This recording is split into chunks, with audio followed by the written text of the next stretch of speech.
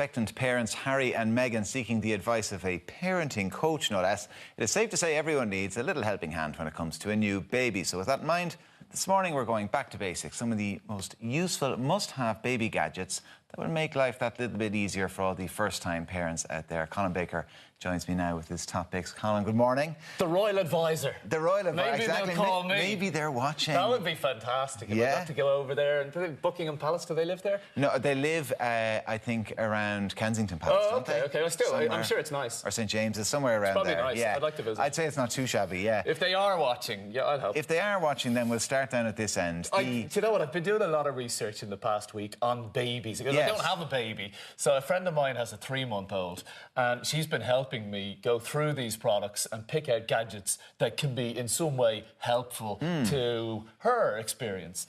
And we started with, obviously, sudden infant death syndrome is a problem, is a real problem, a real concern for new parents.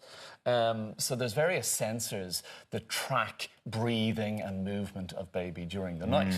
And so we checked out 3 or 4 of them this week. And this one turned out, in general reviews and for ourselves, to be the best. It's called the Snooza Hero MD, about €95. As you can see, it's quite tiny. That clips on to the nappy, believe it or not, down here. Okay. And what it does is it has sensors built in here for movement, and then a breathing sensor at this end, so it literally measures the rise and fall of the belly. Oh, so it sits on the top of the nappy, and this little purple bit on top is sitting on the belly. You see it actually it's very, very sensitive. And that combined with sensors inside measure for the normal range of movement and breathing through the night. So a baby's meant to breathe about 8 times a minute. Yeah. And there's a certain threshold and margin of error for that, and a certain amount of movement as well.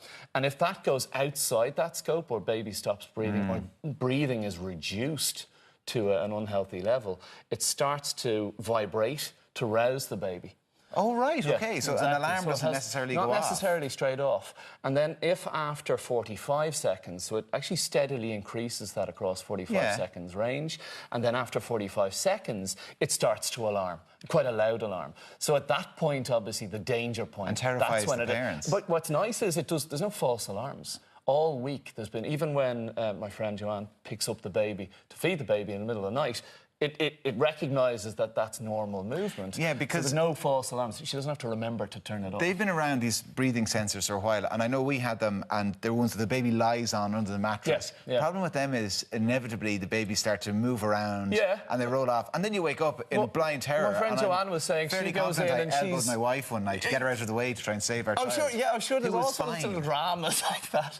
Joanne was saying that when she goes, she's not truly awake herself, so she'd be picked up, and then the alarm goes off, and you're she picks terrified. up the baby, but and then the doesn't happen with this because it's on the nappy. Exactly, yeah. So really clever, fairly inexpensive relative to a lot of 99, 95. Yeah. Right, we'll move on to this. What's this? Now, another thing that's important in a baby's room at night is the temperature, apparently. And it's quite specific.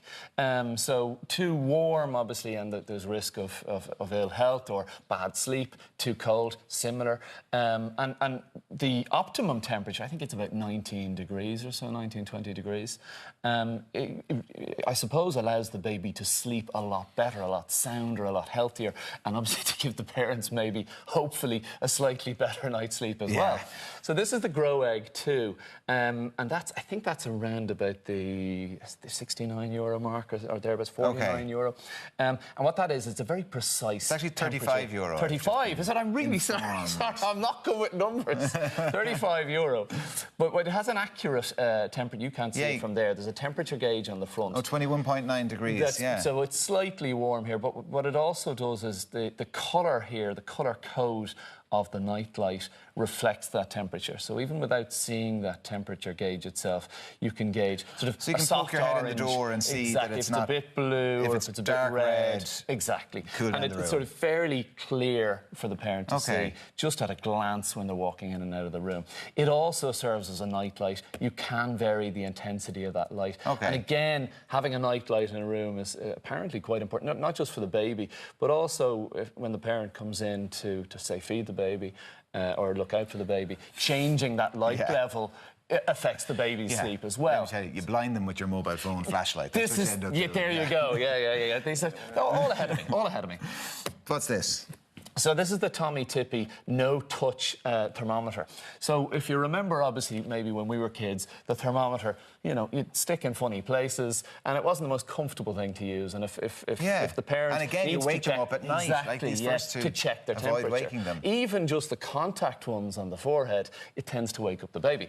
Now this one is no contact. And give it a very, whirl very here. quick as well. So let's give find it a out try if here. Okay. So you don't have to touch. You don't have to contact it against you. You don't even have to go that close. You just go up here to the forehead, press the button, and it reads your temperature. And you can see it on the screen there. You're 36.8. Very, very accurate.